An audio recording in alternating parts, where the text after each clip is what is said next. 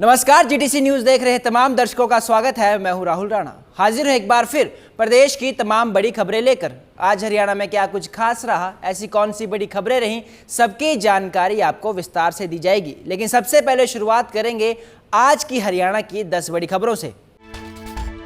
कुरुक्षेत्र जिले के पिहोवा में किया गया राज्य स्तरीय सोमनाथ स्वाभिमान पर्व का भव्य आयोजन। मुख्यमंत्री नायब सिंह सैनी ने की शिरकत। सीएम बोले, आज का दिन देश के लिए ऐतिहासिक दिन।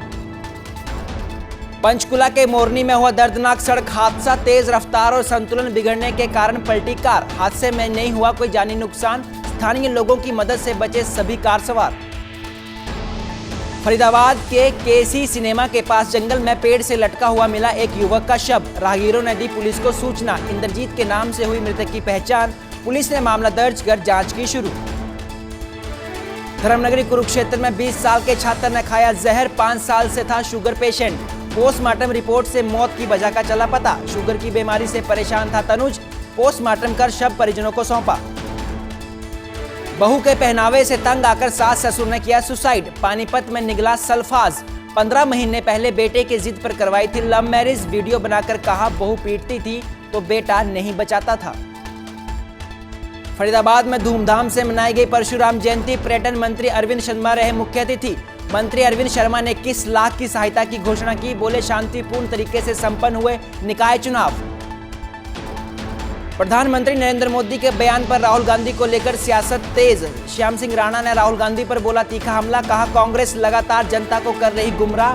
प्रधानमंत्री मोदी की दूरदर्शिता की मंत्री ने की तारीफ। यमुनानगर पुलिस का नशा तस्करों पर बड़ा एक्शन। केनाल रेस्ट हाउस के पास 1 किलो अफीम बरामद। स्पेशल स्टाफ की गुप्त सूचना पर हुई कार्रवाई। बरेली से यमुनानगर लाई जा रही थी अफीम। पलवल में दिन दहाड़े गोलीकांड। पैसे के विवाद में चली ताबड़तोड़ गोलियां। 3 लोग गंभीर रूप से हुए घायल। पुलिस ने मामला दर्ज कर जांच की शुरू।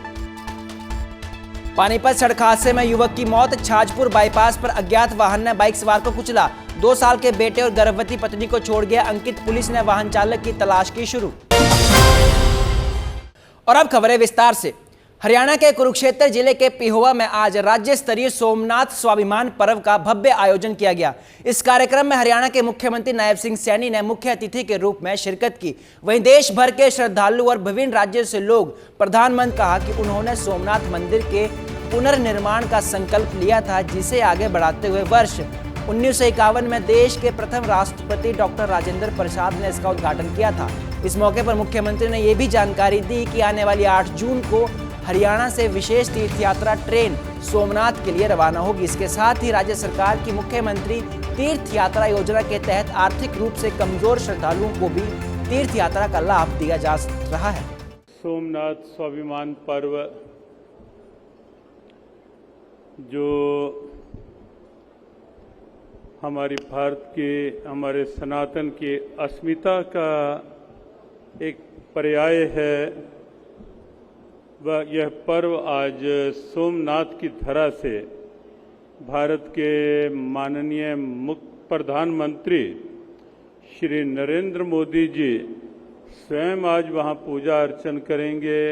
आज मुझे खुशी है, देवों के देव महादेव के गुजरात में स्थित सोमनाथ मंदिर के ये पुनर्निर्माण के 75 वर्ष पूरे हो रहे हैं। इस उपलक्ष्य में पूरा देश सोमनाथ स्वाभिमान पर्व मना रहा है। साथ संगत जीओ, यह पर्व गत 11 जनवरी से शुरू हो गया था और 11 जनवरी 2027 तक ये पूरा होगा। यहीं स्थित श्री संगेश्वर मंदिर इन नदियों के संगम की याद सदियों से दिलाता रहा है। ऐसे पावन स्थल पर ऐसे ऐतिहासिक पर्व में शामिल होना ये हम सब के लिए गर्व की और सौभाग्य की बात है। अगली खबर का रुख करेंगे जो आ रही है स्मार्ट सिटी फरीदाबाद से। फरीदाबाद में बीती शाम बड़े स्तर पर धूमधाम से परशुराम जयंती का आयोजन किया गया, जिसमें हरियाणा के पर्यटन मंत्री अरविंद शर्मा मुख्य अतिथि के रूप में पहुंचे और सभी को परशुराम जन्मदिवस की शुभकामनाएं और बधाई दी। उन्होंने निकाय चुनाव में हुए मतदान की भी प्रशंसा करते हुए कहा कि कई जगह 80% तक मतदान हुआ है और सबसे बड़ी बात यह है कि चुनाव शांतिपूर्ण तरीके से संपन्न हुए। इस अवसर पर उन्होंने ब्राह्मण समाज द्वारा परशुराम भवन निर्माण के लिए जमीन की मांग को लेकर मुख्यमंत्री से बात कर उनकी मांग पूरी करने का आश्वासन भी दिया। इस मौके पर उनके साथ बल्लभगढ़ से विधायक एवं पूर्व कैबिनेट मंत्री मूलचंद शर्मा, फरीदाबाद की मेयर प्रवीण बत्रा जोशी और पूर्व विधायक तथा अन्य लोग भी मौजूद रहे। देखिए, 19 अप्रैल से अक्षय तृतीया के दिन भगवान परशुराम जी का जन्म उत्सव हम मनाते हैं, लेकिन अब ये परंपरा बहुत बढ़ गई है। 19 अप्रैल से जिस दिन अक्षय तृतीया है, करीबन 1 महीना 1.5 महीना अलग अलग जगह पर लोग जो है इस महोत्सव को बहुत अच्छे तरीके से, बड़े जोश के साथ, बड़े भाव और श्रद्धा के साथ मनाते हैं। आज फरीदाबाद में भी इसी जोश के साथ मनाया गया। आपने देखा पंडित मूलचंद शर्मा जी, पंडित टेकचंद शर्मा जी, हमारे पूर्व विधायक, वो भी बदरपुर से, ओपी शर्मा जी, अनिल शर्मा जी, सारे के सारे बहुत शहर के आसपास के सभी संस्थाओं से जुड़े हुए साथियों ने इसमें, मौजूद साथियों ने इसमें हिस्सा लिया। मैं इस मौके पर सभी को शुभकामनाएं देता हूं और इसमें सबसे बड़ी बात जो निकल कर के आई वो ये है कि 2047 का जो भारत, विकसित भारत, उसमें हम सब का योगदान हो। माननीय प्रधानमंत्री मोदी जी का जो संकल्प है, मोदी जी का जो संकल्प है विकसित भारत का, उसमें हर एक नागरिक का हिस्सेदारी हो, हर एक नागरिक का योगदान हो। इस संकल्प के साथ हम जो है आपस में मिल बैठ करके बातचीत हो। हरियाणा के जगाधरी में आयोजित सोमनाथ स्वाभिमान कार्यक्रम के दौरान राज्य के कैबिनेट मंत्री श्याम सिंह राणा ने प्रधानमंत्री नरेंद्र मोदी की नीतियों और आत्मनिर्भर भारत अभियान की जमकर तारीफ है। आप भी जानते हो दुनिया के अंदर लड़ाई झगड़े चल रहे हैं, इसराइल का रशिया के साथ, ईरान का अमेरिका के साथ, और उनके जो एक्सपोर्टेड देश है वो भी प्रभावित है। वहाँ जहाँ से वो कोई उत्पादन होता था इन चीजों का, वो बंद हो गया। लेकिन मोदी जी तो बहुत सियाने है प्रधानमंत्री, उसने शुरू से इस देश के अंदर एक बात पैदा कर दी भी आत्मनिर्भर भारत। और आत्मनिर्भर भारत बने तो कहीं से बाहर से कोई चीज मंगाने की जरूरत ना पड़े। और फिर समय के अनुसार हमने अपनी विदेशी मुद्रा को बचाना भी है, उसमें जहां जहां वो खर्च होती है उसको ज्यादा से ज्यादा हम बचाने की कोशिश करें। अब लोगों को समझाना बड़ा मुश्किल है, पकाना बड़ा आसान है। कांग्रेस वाले ये काम पकाने का करे और बीजेपी वाले चुनाव तो देखिए आप जानते हो कि किसका कहेगा मेरा बूथ है सबसे मजबूत, जिसका बूथ मजबूत है वो जीतेगा। और ये पार्टी भारतीय जनता पार्टी है जिसका बूथ मजबूत है। कांग्रेस वालों को बूथों का पता ही नहीं, वो तो जानते ही नहीं इस बात को। वहां तो परिवार है, परिवारवाद मजबूत करते हैं, वो बूथ को मजबूत करते हैं।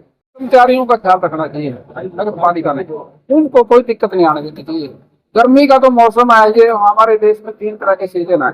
एक वर्षा का है, वर्षा में 4 महीने गर्मी के हैं, फिर चमासे का है, वो 4 महीने बारिश के हैं, फिर शाला आता है, वो 4 महीने सर्दी के हैं। ये खेती के लिए उपयोगी है। गर्मी होना भी जरूरी है, इसमें मच्छर बड़े मरते हैं। और मैं समझता हूँ खेत का जो दड़ा मिट्टी और सूखती है उससे फिर वो हमारी उपज भी ज्यादा होती है। कुरुक्षेत्र से इस वक्त एक बड़ी खबर सामने आई है, जहां पर गांधीनगर क्षेत्र में पुलिस द्वारा नशे के खिलाफ सर्च अभियान लगातार चलाया जा रहा है। यह अभियान कुरुक्षेत्र पुलिस अधीक्षक के आदेश पर डेली चेकिंग है रूटीन में। जैसे एनडीपीएस के जो भी यहाँ से एनडीपीएस के जितने भी कोई आने जाने वाला एनडीपीएस लेके जाने वाला उसकी चेकिंग होती है, और व्हीकलों की चेकिंग होती है। जैसे विदाउट नंबर है, कोई पटाखे वाली बोल्ट है, इस प्रकार की चेकिंग चलती है डेली रूटीन में।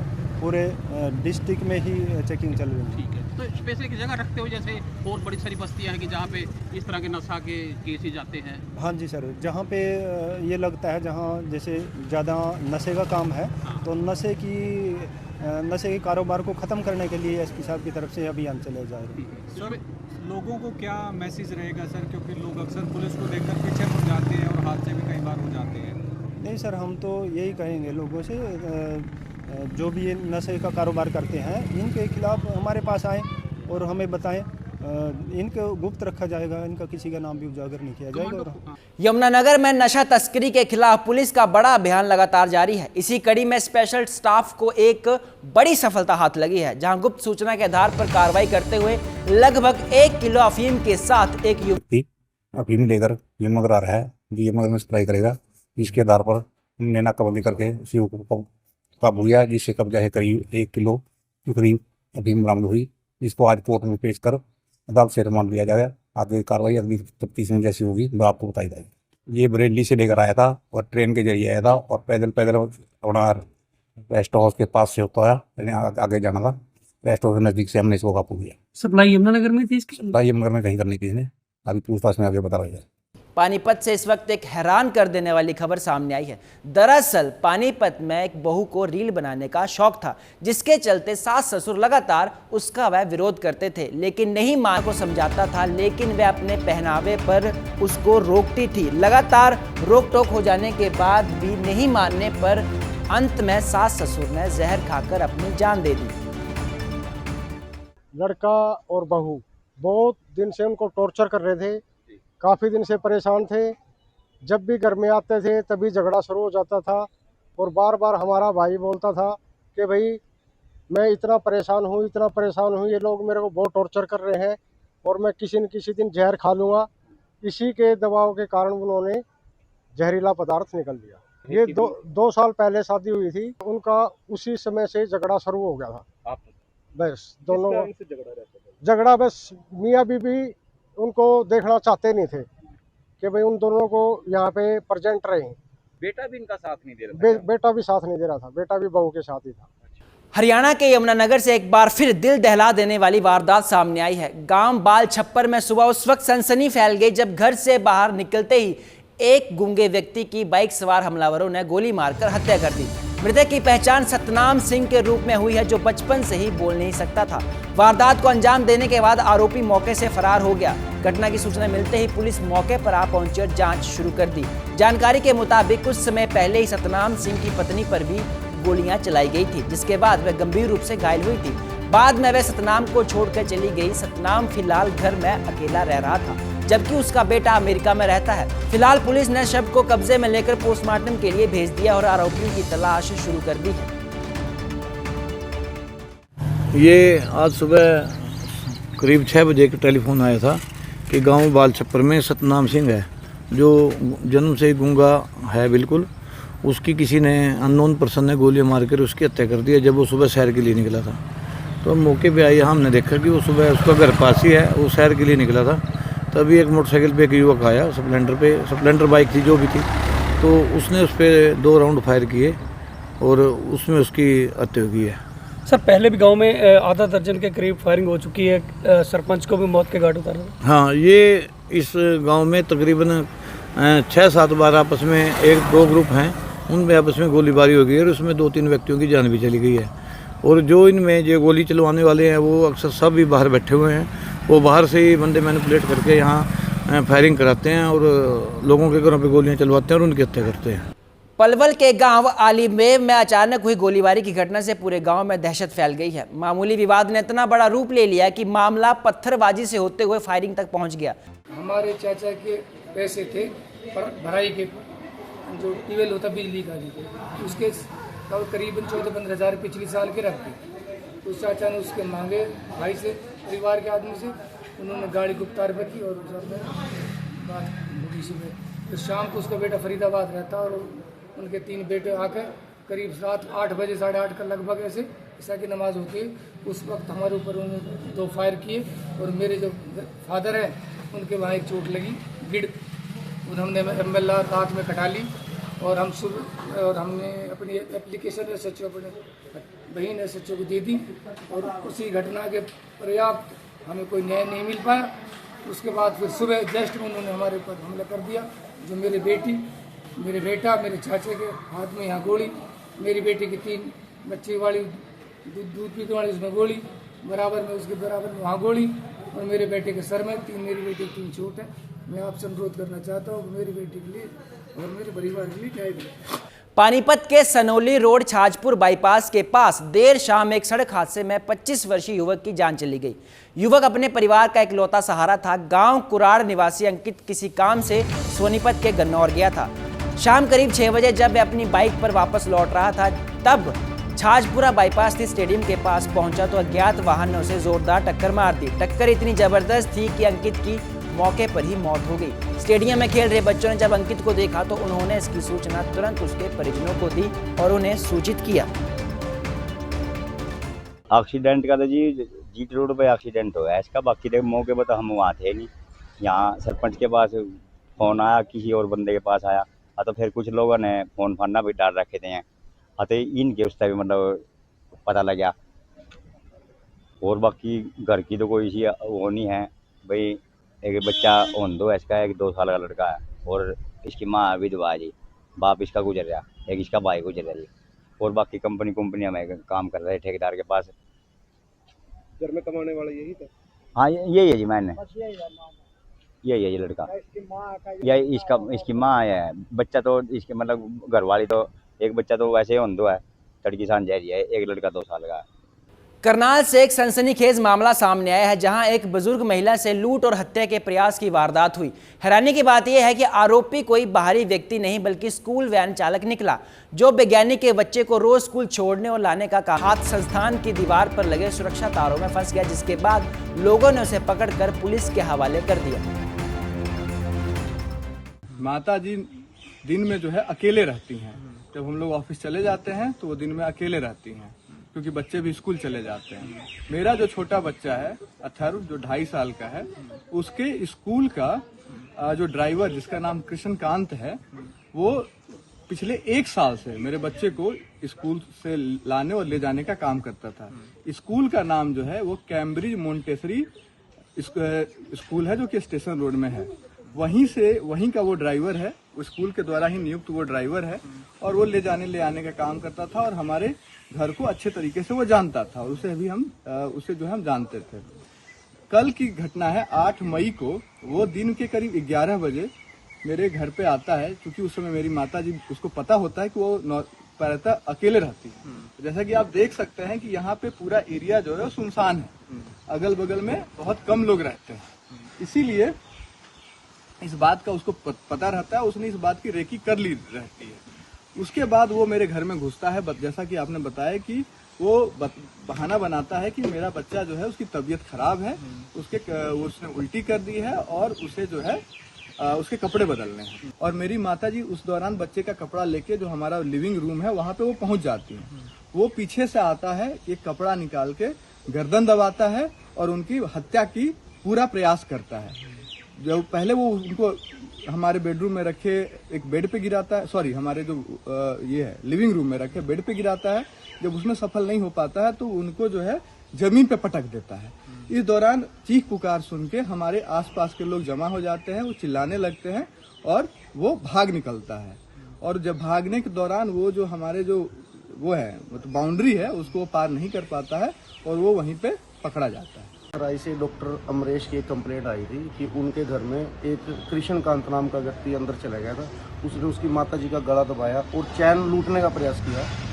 उसकी माताजी को उसने चोटें भी मारी है, जिसको पुलिस ने गिरफ्तार कर लिया है। बाकी इन्वेस्टिगेशन अभी जारी है। कैमरे में भी वारदात कैद हुई है? जी बिल्कुल। तो उसमें क्या हमारे पास है, उसमें वो ना उसका गला दबाते हुए दिख रहा है और कुछ चीज खोसने का प्रयास कर रहा है या उसको मारने का, वो इन्वेस्टिगेशन का पार्ट है।